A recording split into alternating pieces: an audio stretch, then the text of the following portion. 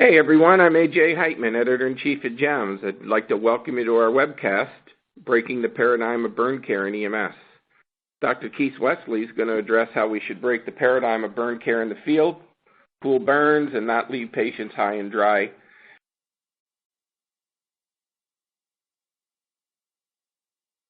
He's going to be discussing the clinical benefits of cooling burns, common misunderstandings about pre-saturated burn dressings, the importance of pain relief and pain relief with little or no narcotics, and how the risk of hypothermia with burns is really so much overstated.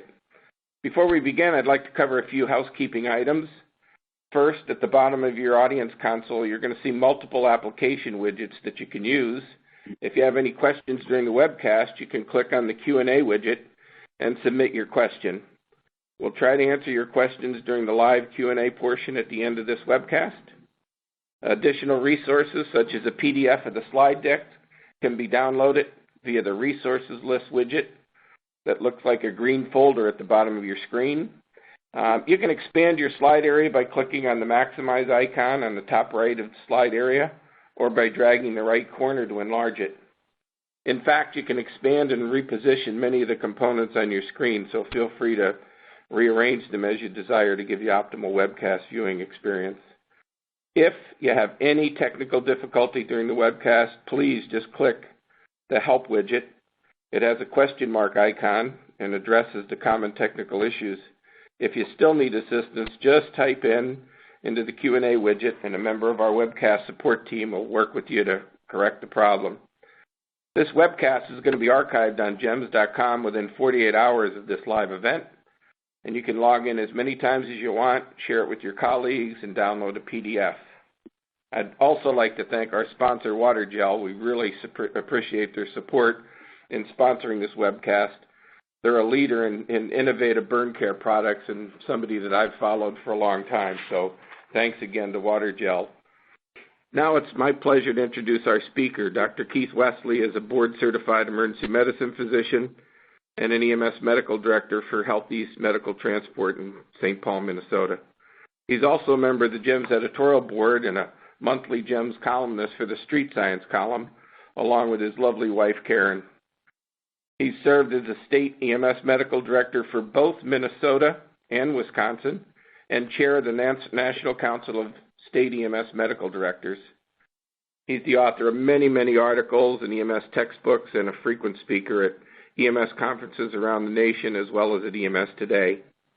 In addition to his medical director role with HealthEast, Dr. Wesley serves as medical director for United EMS Ambulance, a paramedic service in Wisconsin Rapids, Wisconsin. And with that, I'm going to turn it over to you, Keith. Have a great webcast. Thank you, AJ. I really appreciate that. And I hope my voice is coming across well. I had to resort to an iPhone today as I could not find a headset to work. So I hope this all sounds fine. So let's get going. I need to start it initially with a disclosure. I think it's always important that our authors do so. I own no stock in Waterjel. I'm not a paid spokesman for Waterjel. HealthEast Medical Transportation was provided a 6-month supply of Waterjel to do a pre-hospital trial back in 2014. And as a result of that trial, it's now the standard of care for burn management at HealthEast Medical Transportation. So that has been, for that reason, some disclosures, but again, no financial interest in the company. So before we get going, I'd really like to know a little bit about our audience, and then we'll see how this survey question works out. So if you can tell me, are you a BLS, ALS, combination BLS, ALS, or neither? And maybe that might be nurses or physicians that are calling who work in the hospital. So do we have the capability to get those answers?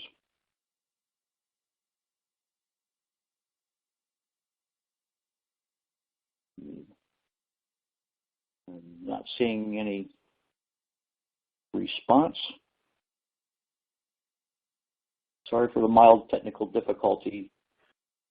I will just go ahead and go to the next slide and see if someone can figure out the questions. Yeah, Keith, in the Q&A, I see some folks that are both BLS and ALS, quite a few. Okay. And ALS critical care, so we've got a good mix of people that are online. We got a lot who've said that they're rural, a lot BLS, a lot just typing in C. So that's where you're at. Okay, great. All right, thank you. I apologize for the inconvenience on that. AJ's got a different console than I do, and so he's watching all the comments and questions that you guys are typing as we go. Well, good. So we have a little across the spectrum. You know, this was a statement from an article on severe burn injury in the UK Journal of Paramedicine in 2013, and I think it really sums up what goes on when we care for patients with burns. That serious burn injuries are devastating events. They leave our patients with long-term physical and psychological challenges, and we recognize this and how helpless it is when the patients are in pain. They fear not only for the physical damage that the burn has caused, but the psychological damage. I think we've all seen recently the incredible success of the face transplant on the firefighter. And when you look at those before and after pictures, you can only imagine just not just the physical, but the psychological challenge that firefighter went to return to a level of normalcy that his children wouldn't be afraid of.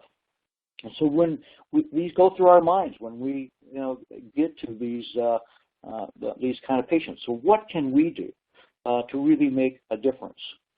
So what we're going to talk about today is look at the clear benefits and the clinical benefits of cooling the burn. We're going to review some of the common misunderstandings about pre-saturated burn dressings. We're going to talk about pain relief with little or no narcotics. And then we're going to discuss in detail the primary issue around, if there's a controversy on these burn dressings, hypothermia, and how really I feel it's overstated. So this is our typical burn patient. These are the ones that we're most likely to get called to. A patient, a 25-year-old woman with a 3% partial thickness burn to the arm. She's awake and alert, but she's got 10 out of 10 pain. The burn is fresh. What do we do with it? Before we go into that, I just want to make sure that we're all on the same page as far as the terminology and the grading of burns. So as we talk about them later down the line, we're all on the same page. Burn depth that's rated as superficial generally occurs with an exposure of 112 degrees and is localized into the epidermis and just merely the very top of the dermis. There's no blister formation. There's no gross opening of the wound. However, how many of us have seen severe sunburns or partial or superficial burns like this 2 or 3 days later begin to develop blisters? So the burn can continue for quite some time even after the initial insult. The next level of classification is the partial thickness burn. They usually occur at exposure to 140 degrees. And then you see, these are the classic ones that we see with blisters because the burn is down through the epidermis, well into the dermis, and getting into the subcutaneous tissue, and that's what is that leaking of fluid from the cellular destruction that fills these thick little bullous or blisters. And of course, the next and worst level is the full thickness injury that generally occurs at 158 degrees. You have total destruction of the epidermis, the dermis, down to the subcutaneous tissue. And when you destroy the subcutaneous tissue, you're taking the nerve and blood supply as well. And it's really that damage that occurs at that level that makes these types of wounds so much more infection prone, because you've removed all the natural defenses, the mechanical defenses that the body has to prevent infection during wound healing.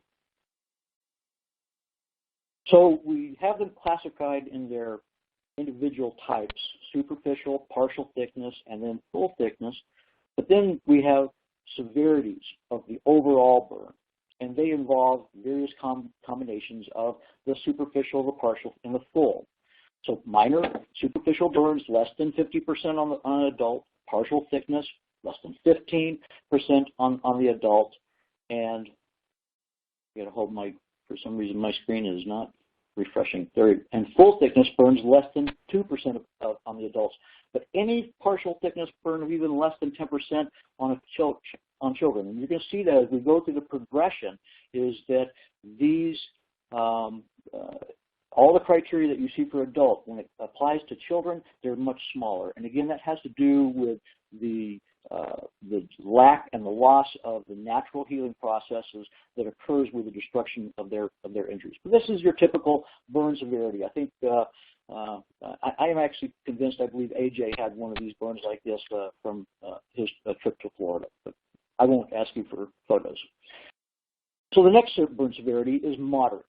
Superficial burns greater than 50%, partial thickness burns 20 to 30, full thickness burns 2 to 10, and of course any partial thickness burn between 10 and 20 in children.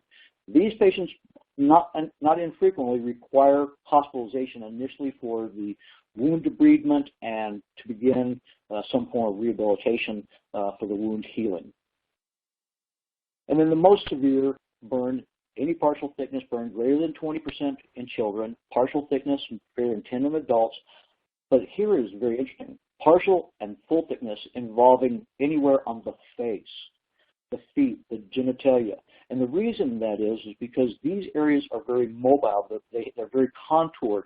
And the worst thing that happens with burns as they heal is that they contract the tissues. And so you get scarring. And the more convoluted and more curvatures and nicks and crannies that the wound area has, the greater the likelihood that you're going to see more scarring and more disfigurement. And so we have a very, very low threshold for full and partial thickness burns of those areas.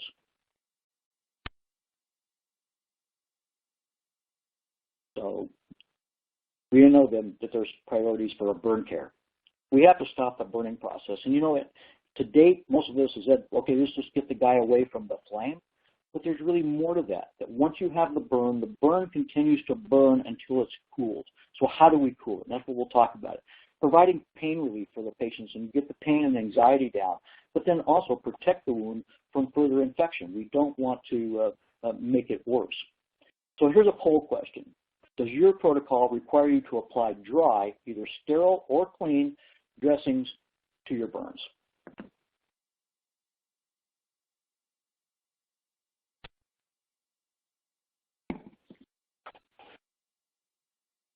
So you pick yes, no, or I don't know, which is acceptable as well. And when we have a sufficient number, I think, AJ, you'll go ahead and bring us the numbers. I will. I'm just letting it chime in here a little bit more. Yeah, that's good. I'll tell you that, the dry burn dressing, that's, become the most common, and that was actually the dressing we were using before we experienced the benefits of hydrogel or water gel, the prepackaged cooling agents. So it will be interesting to see if our callers reflect that as well. It's really a mix. It's a mix of yes and no. I think that there's still some confusion out there about what their protocol really is. So why don't you just proceed? Yeah. Well, so some would wet and some not. All right. So, the standard protocol, very typical one that they state, dry dressings trap the heat. That's the problem with it. If you've got something that's burned, the natural tendency for us in the house, if I burn my hand, is to run it under cool water. It's not to put my burn into my armpit and cover the wound. I got to continue to get the heat out of the burn. And dry dressings simply trap the heat. There's nothing in a dry dressing that's going to help move the heat away from the wound. It doesn't relieve pain. I mean, we've all had injuries, and we know that ice is much better than heat. And anything that warms a fresh injury makes it swell, makes it throb, and the pain goes up. So ice is always preferable in the acute. Now, granted, the dry dressing does help protect the wound from further infection, but if the application of the dry dressing results in a bigger wound than you otherwise would have had, then at the end of the day, what have you really done for the patient? Except, yes, you protected it from infection, but if you wind up with a bigger, worse, more complicated wound, you didn't do the patient any favor. So those with burn protocols, does your protocol allow you to cool the burns with cool running water? While we're getting those answers, I'll show you the protocol that we had, again, before we instituted Waterjel in our system. And this was it. The burns over 10% of the body should not be cooled with water due to the possibility of causing hypothermia. And having looked at burn protocols across the country, this is probably one of the most common statements that I see in burn protocols. Again, and we'll talk about that in more detail when we look at some of the clinical data. Our protocol now says, actually, we say do not cool burns of any size with water. Instead, apply the water gel to burns up to 25% surface area and maintain the normal warmth of the patient. And we'll talk about why, the arguments about using cooled water. What kind of responses did we get on that, on the cooling with water question, AJ? Yeah, most people tell us that they really are told to use some cool water and to kill the heat of the burn. All right, very interesting. So let's talk about that. So this is the challenge. So we've got protocols that allow small percentages of the burns to be cooled. And those protocols, I've seen them range from less than 10, like what we had before we instituted, to upwards to less than 50%, up to 50%. So that's a large body surface area to be using cold water on. There's really no clinical support so far on specifically what that body surface area is. Again, there's this issue of hypothermia, and we'll talk about this.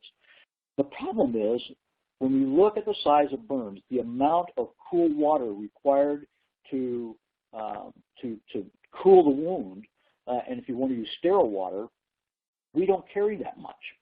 The other people who then say, well, go to the kitchen because that water is city water, it's chlorinated, it's fluorinated, but yet in many cities, the temperature of water coming out of your tap is actually way too cold, and that actually can injure the wound because you get more cold penetration into the deep tissues and do set up the potential for hypothermia, and also the fact that too cold an application to any wound causes vasoconstriction, and so the body isn't able to begin to generate its normal healing processes. So you can overcool a wound as much as not even cooling the wound. And so when you look at how many bottles of sterile water most ambulances have in the back of the rig, they might have 4 or 5. And yet data shows that if someone's got a 10 or 15 or 20% body surface area, that in 30 minutes, if that's all you're using is cool water to cool the wound, you're going to need liters and liters and liters, probably far more fluid than you have in the back of your rig. So at home, we use cool water, and the reason why we generally don't deal with it in the field is the question of how clean is the water. If it's well water, how clean is it? If we're camping, I certainly don't want to use pond water. So there's a lot of issues about the water either being too cold or is it clean enough? And if we're just limited to our sterile water in the back of the ambulance, we probably don't have enough. So, but why do we continue to advocate the dry dressings? This was one of the things that really that I had to deal with in the ER is patients coming in with the dry dressings. The dry dressing is now densely adhered to the skin, and in the process of removing this dry dressing, I really began debriding the wound much more aggressively than I would have if the patient had just simply come in with an uncovered wound. So what is it that we're trying to do with the cooling of the burn? Well, we know that cold is a natural analgesic. We reduce the edema, we reduce the infection rate, we reduce the depth of injury, and we'll look at some clinical data that showed that. So those three things together generate more rapid healing, reduce need for skin grafting, reduce scarring, and overall mortality is reduced. So it's cooling, but how do we cool it appropriately? So there was an article, this was just published last year in Pre-Hospital Emergency Care. Karen and I actually reviewed this article in our Street Science column on JEMS. And for those that really want to get a feel for what some of the literature out there that is very concerned about hypothermia, this would be a good article to read. Unfortunately, I had some issues with this article, and that their definition of hypothermia was actually several degrees warmer than what our trauma centers and our burn centers define as hypothermia. And so based on their higher threshold, they found that a substantial number of burn patients that came in by pre-hospital were quote-unquote hypothermic.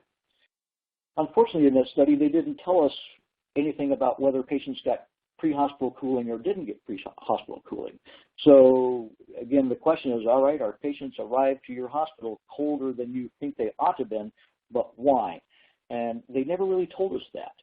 And so this really begins the question of what is the issue about hypothermia. That article has a great resource in the back of several good references that can kind of show you, but this is probably one of the most recent studies that really talks about the association between hypothermia and mortality in burn victims.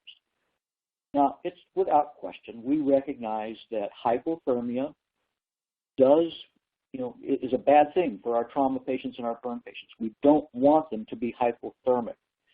So the issue is not so much about whether to cool the burn. The issue is about how to cool the burn and keep the patient warm. And this study, which was looked at the pre-hospital cooling, mortality in burn victims, and was in the Society of Academic Emergency Medicine last year, came to these same conclusions. They recognize, yes, there is a concern and a fear for inducing hypothermia in the patient. So let's figure out how to cool the burn and not cool the patient. So that's really now become our challenge.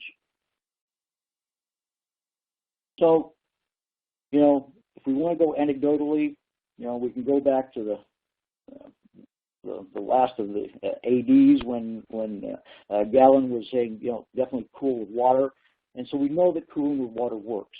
But there are some other clinical studies that support the appropriate cooling. This was a study in Zaragoza, Spain, in their burn center over a 14-year period.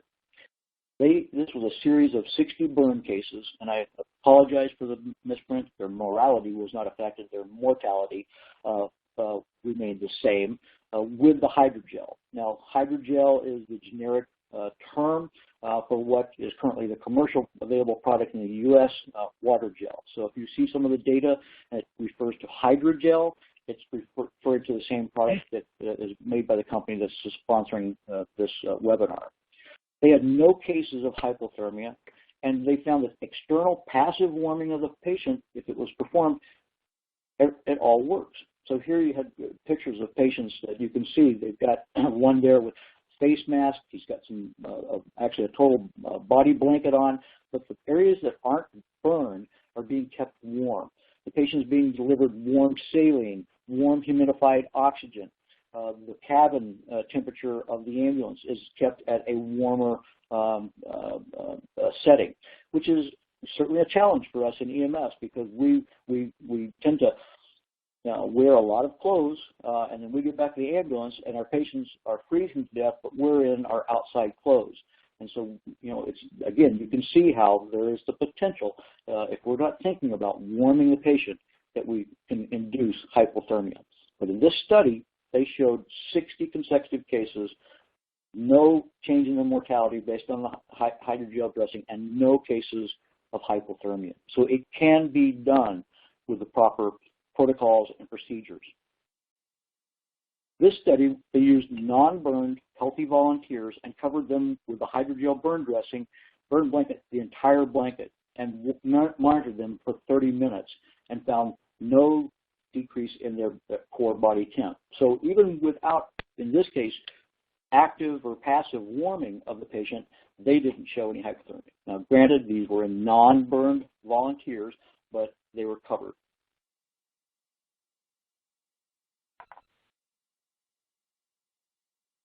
This next study, actually, if you read the title, Evaluation of the Effects of the New Waterjel System on Specific Bactericidal and Yeast Strains. Now, when I present this study, I have to be very clear. Waterjel, which is currently the only marketer of the hydrogel type of burn dressing, do not market this as an antiseptic. However, it was natural for burn centers who are using this to go, well, let's see if this actually does have any impact in being a bactericidal. And this study actually found that with their clinical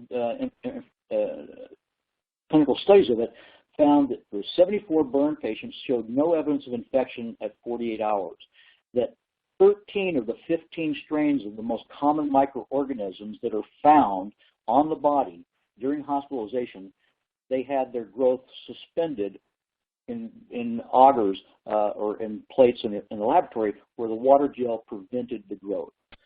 The bugs that it didn't do really well about is things like Clostridium difficile, Streptococcus feces, which tend to be much more virulent and generally are something we take care of in the ER with other measures. But it was interesting to note. And the question is, what's in it that's making it do this? The speculation is that it's actually the tea tree oil, which is a homeopathic agent that's essentially added to water gel to improve its smell.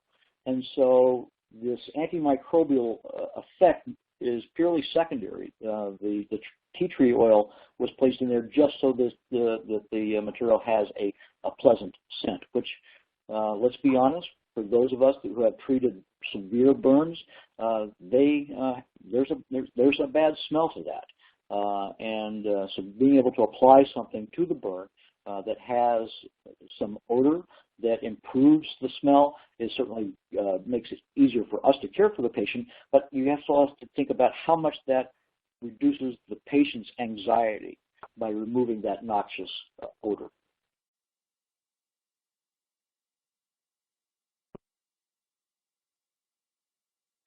So another lab study where they actually wanted to see, trying to figure out how it works, how does water gel absorb and not transmit the heat. And they actually dripped molten white phosphorus, which is extremely hot, right onto the water gel, and showed that the water gel would trap and extinguish the heat and not allow it to be spread. So very, very effective, and I'm sure some of the viewers on here will have seen the YouTube videos that are out there where an individual is wrapping the water gel around their arm and using a blowtorch to show how it avoids transmission of that heat out. Maybe we'll have someone talk about that later. But clearly, the data and the scientific literature shows that it absorbs the heat but doesn't transmit it beyond. And then finally, a really good paper looking this on monitoring the temperatures while cooling the burns. A very interesting study that essentially what they did was using small animals. They were able to place probes into the dermis at various areas, and then the skin was burned, and they were able to capture the temperatures and the peak temperatures that occurred during the burn, right in the very center and out in the periphery. And then they applied the hydrogel dressing over it and saw how the quick application of that actually decreased the peak temperature that was reached down in the dermis layer of the tissue. Again, showing the benefits of early cooling directly on the wound itself.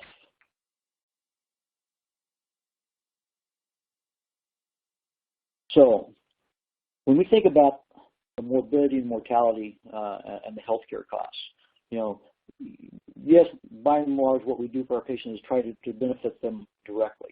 But if we can limit the degree of tissue damage, if we can reduce the need for surgery and reconstructive procedures of skin grafts, if we can reduce the release of the histamines and prostaglandins and all those anti-inflammatories, which actually begin to break down and cause more swelling and cause more blister formation and cause more tissue death, then we're going to reduce the overall healthcare costs to that patient.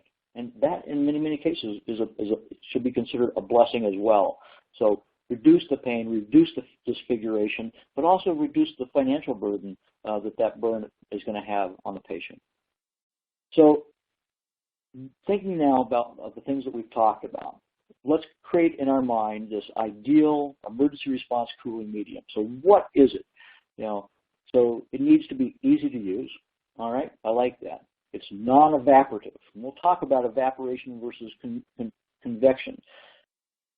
It needs to be readily available. It needs to be something that's just small enough I can have in my go bag. It can be in my trauma kit. It needs to be as useful and easy to apply to adults as it is to children. It needs to be easy to apply. It shouldn't require a lot of fumbling with a lot of latches and straps and bandages. It should be water-based and water-soluble, because if it's water-based and water-soluble, then all I can do is flush it away from the wound when I take the dressing off in the hospital. I can use water to wash it off the wound. I don't need to debride it in any way. I need to have it be non-adherent so it doesn't stick to the wound. And this is really kind of the issue we've had with the dry dressings, is they stick to the wound, and there's no way to remove that dry dressing without creating further damage to the burn in the process. It needs to be sterile so we don't induce additional infection. It needs to have the ability to absorb high temperatures without transmitting without pulling too much temp from the patient, causing hypothermia. It needs to conform to the wounds. We talked about how disfiguring and devastating those partial and full thickness burns can be to the face and the genitalia and the hands. So it needs to be able to conform to all the nooks and crannies and curvatures of the body. It shouldn't require extended application of additional water, because I just don't have it in the back of my ambulance. And it's got to cool by convection rather than evaporation. Now, convection. We all know that convection works better. When we sleep at night, I'm up here in the great Northwest and Midwest, and now it's freezing. And I've got my heating pad on my bed. I don't turn on a heating fan. I don't turn up the heat in my room because that's heating by evaporation. I heat myself with convection. It's the most efficient thermal transfer process that is known, is by convection, because evaporation pulls heat off so quickly, almost too quickly, that is the way to make your patient hypothermic, is by the use of over evaporation. Now, we certainly use evaporation when you talk about the treatment for heat stroke. We've done the marathons. We get the patient in the back of the ambulance. We strip them naked. We spritz them down with water, and we turn the fans on, because in that situation, we do need to move that hyperthermic patient down to normal thermic. But we have to be careful, because with evaporation, if you're not keeping a close eye, the patient moves into normal thermic down to hypothermic. So let's look at the pre-saturated burn dressings and see what they have to do.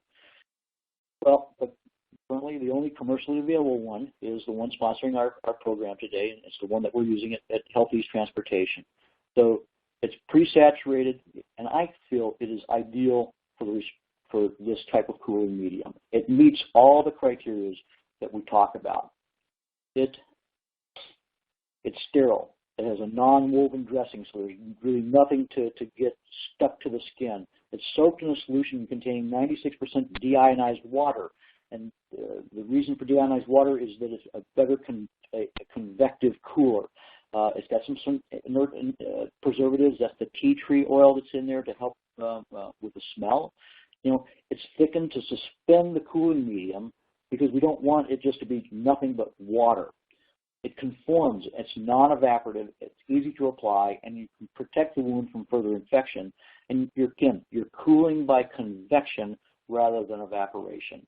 The thing is, with the dry, with the conventional, we put if we just continue to pour water, again, we're just using evaporations. And if we're using, sterile dressings that we lay over sterile gauze and then pouring water over that, we are again using evaporation because there's nothing to trap and maintain a barrier of proper cooling at the edge of the wound. So this is, talking about this convective cooling. That if we can put a layer over the burn that absorbs the heat from the skin into the barrier, and then allow that a little more slowly dissipation of the heat from the dressing, we're going to apply a much more localized area of cooling to the burn without worrying about massive evaporative cooling of the patient overall.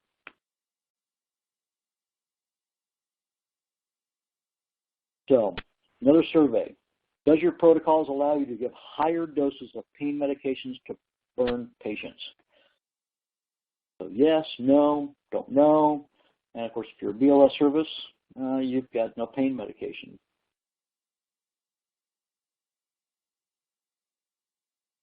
We'll get AJ will be getting some answers from that, and but I'll go ahead and proceed. And AJ, you just let me know when you begin to get some of those responses.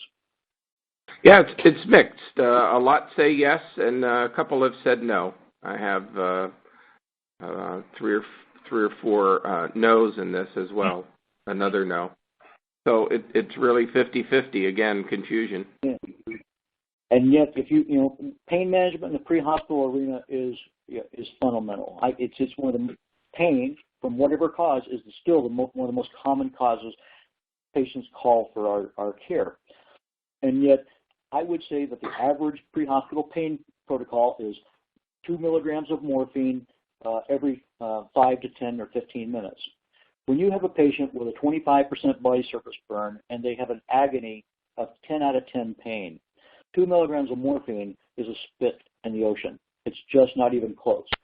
And yet most systems protocols aren't designed to say, if I have a patient with clinically obvious severe pain, then let's treat them with clinically severe, appropriate pain doses. So at HealthEast Transportation, our protocol is if you're clinically severe pain, then your first dose of morphine is 5 to 6 milligrams. Your second one is 5 to 6 milligrams. We don't sneak up on analgesia. So, but what do you do when you're a system that either got very small doses that you can give, or you're a BLS service? Well, again, we know that cooling in and of itself is a pain reliever.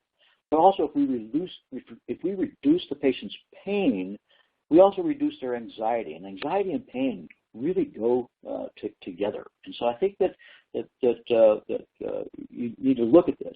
In the cases that we've had where the application of the Waterjel, the patients that that have required narcotics have really gotten significantly less narcotics than we were before.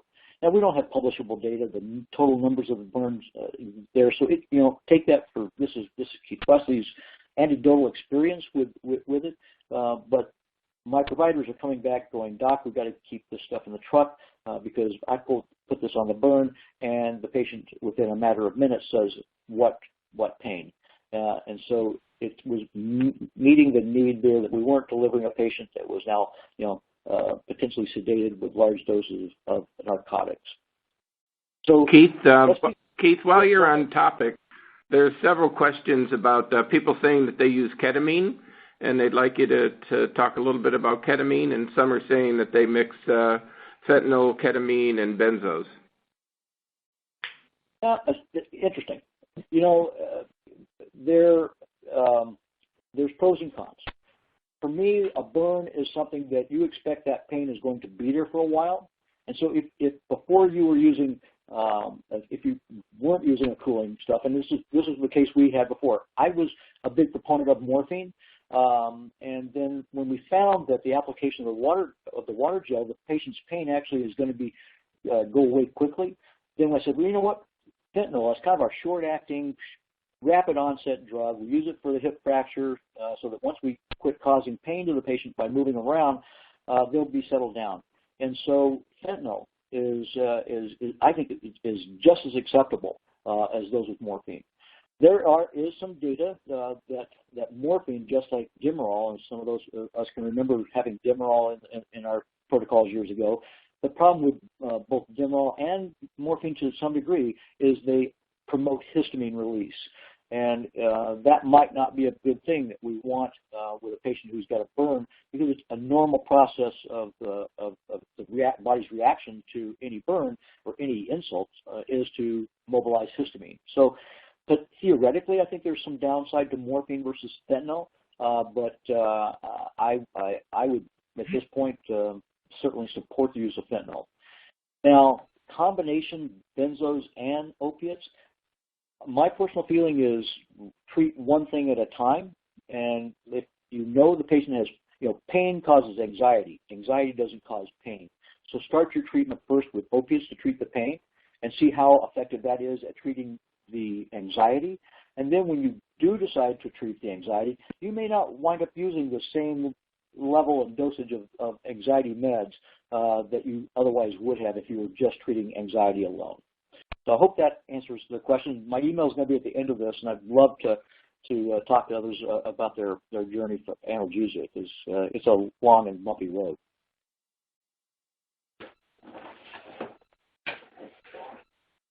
All right. So we talked about convective cooling. It draws the heat up to the surface, and then it provides this protective warm outer layer. And that's the best way to, in a convective manner, remove that away. Somehow we felt that slide came back. I'm sorry, somehow.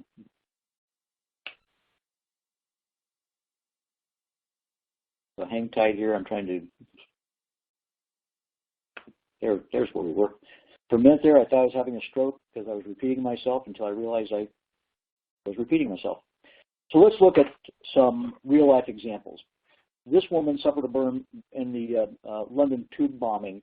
This was, I think, someone helped, AJ helped me, 2011, I think.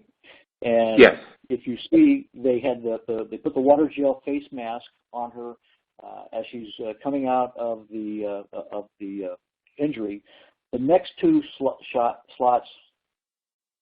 are the actual initial when she was first seen, and then the profile picture was about a day later, and then finally on the right side is actually at 5 years down the line.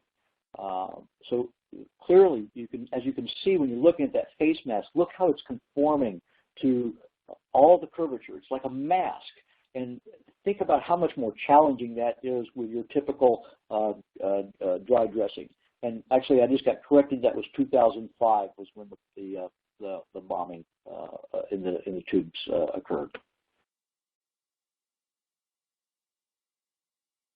In this example, you can see the outline on the side of the calf where the victim put the Waterjel dressing. He only had a 4x4 dressing, so he said, well, I'll just slap it in the middle of the burn. But look at the areas outside the Waterjel. They then progressed on to partial thickness burns with large blisters. So clearly, right there, he became his own control for a study of Waterjel application here, not over here, and look at the difference it played in the burn. This gentleman here was a fish and chips fry cook, and the oil exploded. So you can imagine that hot grease going onto the face and the arms, and you can see that by and large he's got really pretty good application of the mask. But yet look at the pictures of his arms, and you see that it's just simply kind of draped across the arms. It's not really wrapped around it. And so when we see him down here in the hospital, the face actually looks very good. But yet, look at the circumferential dressings that he has on both arms. Clearly, I think, showing you that if you apply the dressing appropriately and get to it here, and you wrap it, and it's in full contact everywhere, you're going to get a better result than you can see here with this gentleman with the arms where they were just kind of laid across the arms. So I think that with that, AJ, we can open it up to questions, and I'll let you moderate. Yeah, we have one that says, I had a firefighter that benefited from Waterjel face mask because it truly fit the curves of his face and greatly relieved his pain. So I think that's just testimonial to someone who used it. Then there's a question here that the hospitals will use antibiotics to combat infections. So why worry about the use of tap water? Well, the prophylactic or just automatically placing a burn patient on antibiotics is not the standard of care. Again, it tends to be if proper wound and local wound healing can be taking place and keeping the wound from getting further infected, because prophylactic administration of antibiotics creates resistance. And so we don't treat infection until we see infection. It's not about, well, I think you had tap water, I think it was pond water, and so we'll use this antibiotic. Because unfortunately, no one knows what is actually growing in anyone's water supply, and so you really have no way of choosing what's the best antibiotic. So prophylactic antibiotics just aren't used. Okay. There's a question here that they've had several burn unit nurses complain that they have to clean out the water gel once it's in place. Can you address that? Yeah, and I guess I would ask them to show me what they're talking about. I've heard that as well, and I go, so here's a burn with Curlex wrapped around it that we've been trying to keep moist. And show me how you have to take this off. Well, yeah, it's easier to take off because I just grab one edge of the Curlex and I rip. And off comes the Curlex as well as some skin. The water gel comes off, just all you got to do is rinse it with water and even just gently using your hand. You don't need to use an extra cloth. It's really very easily washed off. Yeah, it might take a little more time than just simply grabbing a Curlex and ripping the skin off. But, I think sometimes we forget just how fragile the skin is. And you know what? Let's just go slow and easy and reduce the amount of damage. Okay. There was somebody who joined late, and I'm going to read two of them together here because somebody said that they get it, that it's 96% deionized water. So basically when we call it a gel, it's really 96% water. So it's kind of a misnomer that it's a big gel. And that's some of the misconceptions that this person feels that there was. And then somebody else says that they continue to want to question what the American Burn Association says about this. Well, the Burn Association continues to advocate for dry sterile dressings, and again, EMS tends to be more on the leading edge of medicine. It was us that first looked at hypothermia. It was us that first looked at mechanical CPR. It was us that first looked at the use of impedance threshold devices in cardiac arrest. The list goes on and on. And I think this simply is going to be another issue where EMS agencies are going to have serious and frank discussions with their local burn center and go, you know what, this makes a difference for our patients. I think even now the American Burn Association is recognizing that there is more options out there than dry dressing. So I would wait and see. I think I would not be surprised to see some moderation in their position over the next couple of years. Well, I'm going to read a series to you because I think that this is pretty indicative of what's going on. We saw it with trauma with the military, and there's several questions here. First, I want to lead off with somebody who said, thank you for all the solid data and references that we can share with our medical director. Will this be available to us to present to our medical director? And as I said at the beginning, this whole webcast is going to be archived so your medical director can watch it. And you'll also be able to download a PDF so you can be able to share all of the evidence and the data that people have requested here with your medical director. Another person here, let me see, I got to bring that back up again, talking about the military. Mike Thornton says, I'm a prior military and I'm a big supporter of Waterjel. We need to get the PHTLS manual updated, which I think is indicative of everything in trauma and in burn care. And there's somebody else who said that can't we use blankets or isothermal blankets over a wet sterile sheet or water gel to keep hypothermia in check like we do in the military, in the field and in helicopters? Well, that last question, I might have to defer to one of our water gel experts that's moderating this. My feeling is that you would have the potential of creating some heat trapping by removing that air water gel interface that's on top of the wound. So I think still the goal is burn water gel, open to air, and then the rest of the body covered with the warm or isothermic dressings, warm your saline and warm your oxygen. And I know that that's, our oxygen is a big issue because most ambulances, unless you've got a ventilator with a warming circuit, can't deliver warm oxygen. But it's really, we've got warming blankets. We do have the ability to administer warm saline. And another question again comes about burn units and burn surgeons who have the false impression that the gel or any of the additives in there can create an infection. And again, there's no data, and if anything, that one article that I showed, and all the references will be at the end of the slide deck, so you won't have to squint and look at the name of the article on the individual slide. But I would show them that study that looked at the bactericidal capabilities. There's, again, no data that indicates that it has a negative impact on infection rate. Okay. There was somebody who said that as a burn nurse, they had an experience where they thought that the product, if it was left in place longer than 45 minutes, didn't come off easy.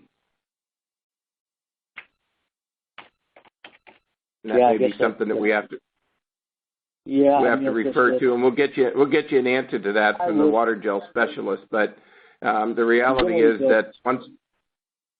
Go ahead. I was going to say once they're in the burn unit, the burn unit usually takes over and puts their own dressings back on. So it's not like many things in EMS that are going to stay in place for a long period of time. And in that application, there is excess amount of solution in the packages, and so it's advised that you use just sufficient amount of liquid to pour over to maintain that kind of that evaporative process that's going on the outside of the dressing. And so, yes, if you've got a 1 or 2 hour transport, you may need to, you may want to either change the dressing out and put a fresh one. But if you have additional solution in the package to, gently pour that over the wound so that you continue to keep that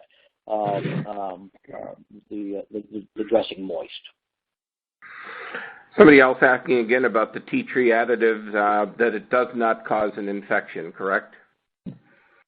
That's correct. And if you actually look at the FDA, process for applying for the 510K FDA approval for this device or this dressing, it had to prove that it had no evidence of increased infection rate, and that was proved to the satisfaction of the FDA for marketing of this dressing. Okay. We have several questions about the shelf life of water gel. And that one I will refer to Paul or Patrick, who are giving us some answers as we speak, and it's 5 years. 5 years. That's great. And, I can say as an operations director, I had the same kind of questions before I used water gel, and that was the expense. A couple people have said that this is an expense that we have to have, and I can just say that I had a young nephew who fell into a butane heater and severely burned his hands, and they wrapped his hands with water gel, and he ended up with no noticeable scars. So as far as I'm concerned, it's invaluable if somebody can maintain the use of their hands, their face, and as we saw in the 7-7 person, just incredible results. So there are some things, yes, everything costs a little bit, but with a 5-year shelf life, it's sitting in your kit. I just want to see from your perspective, Keith, of using it, how you feel about that. You know, I do too. I mean, we opted not to go with the large burn sheet, but rather the individual burn kits. Again, we're a suburban urban environment, and so if we've got a patient that needs more coverage than one burn dressing can apply, we usually have a field supervisor there for the addition. Now, I think if I was a more rural service that had longer transports, I would consider, you know, stocking the burn sheet. That tends to be a total body coverage. But again, you know, the more we do that, we do have to be very, very aware of the potential for hypothermia. So I think most conservative protocols will say, you know, let's keep the coverage to close to 25% as best we can. And then for those burns that are others, you know, there's, you know, you sometimes got to think a little outside the box. You know, maybe you've got the burn dressing on this 25%. Now, you know, we'll take that off, put it over here. You know, your medical director needs to help you work it out. You know, there's no one right answer for every burn patient. And I think right now, rather than worry about all the potential what ifs, is if we can just get the burn centers and our medical directors to recognize that hypothermia in and of itself is not the concern, that having a dressing that is really very easy to wash off and doesn't require the damage or result in the damage to the wound that debriding a dry dressing does. I think let's get that done first, and then we can move forward with some of the more what-if kind of scenarios. Yeah, there's a couple of people who've said that once their medical director explained to the burn unit the benefits and the research, then they began to use it, and they would exchange dressings with the squad, which I think is an important thing for anybody to realize, that it is not illegal to exchange supplies, and we can still do that. There is a question here about this. And I would love to, if my email address is at the end, those that have reached out and have success stories with their burn centers, please share that with me, because I'll tell you, it's a current topic of discussion even for my service in the St. Paul area. And you know, it's more like, well, we know you're doing this. We're not really overly supportive of it, but we can't tell you why you ought to stop, which for me means just keep doing what you're doing, and we're waiting for the consensus that this really is the best way to treat pain and treat burns. And one person notes that anecdotally that their trauma surgeons were against tourniquets because somebody had spread that it was not good for use in the field, but all of a sudden now we've turned back to the use of tourniquets. So the same is happening with burn care. People that were set in their ways and just came out of med school or into trauma and burn surgery were set in their ways and maybe not aware of Waterjel. So I think it's part of the educational process. There's somebody who says, does Waterjel change the fluid shift in the body and change the amount of fluid replacement needed to accomplish fluid resuscitation in the critical patient? And the answer to that is no. It's not absorbing. It's not wicking moisture away because it's already a wet dressing. So you would still treat your patients if you're using the Parkland burn formula or whichever burn formula, you would still resuscitate them using the same formula. But again, warm the fluid. I don't know how many of you have gone to the ER with some malady or another, and they hang a liter of room temperature saline on you, and that goes in over an hour, and the next thing you're freezing to death. You know, we really don't give as much concern as we ought to about how easy it is to induce hypothermia with even room temperature saline. Okay, Deanne Shaw asks if there's any difference in your pediatric protocols. Does the cooling help as much? Fortunately, we have not had any significant pediatric burns, but from those that I have talked to who have had them, found, again, a substantial degree of pain relief. You know, starting IVs on kids and treating their pain, yes, we've got intranasal, but so much of, particularly I think with pediatrics, this pain is anxiety. It's fear. And if we can stop the pain with local application, you're more often than not even going to need to start an IV and give pain meds. Here's one for our technical advisors. There's a question about any storage requirements. Can it be left outside in an ambulance or, as they call it, a bus in the cold? That's a good question. Waterjel. My experience is no. It's packaged. It's sterile. It's designed to be to use in a rugged environment. So my experience has been no. Yeah, I mean, I think I would consider like anything that's water. I don't think I'd be putting my burn dressing out in the exterior compartment of the rig. So I would keep it with my other supplies and services that have extremes of temperature, whether it's heat or cold. Ought to be bringing their bags in, and in our service we place this in our trauma bag. Yep. And it's not in our general because and so that and the narcotics we generally try to keep that from freezing. But technically it's minus 15 degrees Celsius. So AJ, quickly, what is that in Fahrenheit? I think it's called very cold. Yeah. How about it? Yeah, I think we have like. Yeah. We have a couple questions here, or a couple comments actually from Robert Amstead out in the bush. He says we call it the golden day. It's not the golden hour here in the bush, and our time to the burn unit can sometimes be up to 12 hours or more. So he sees that the product would be really of great benefit. So Jackie Squire also tells us that. Looks at the fact that there's a lot of changes, backboards, et cetera, and our industry is constantly changing. So this is just another thing, and probably why we here at JEMS decided to call it the changing paradigm of burns, because some people have been set in their ways and just don't realize the difference. I totally agree.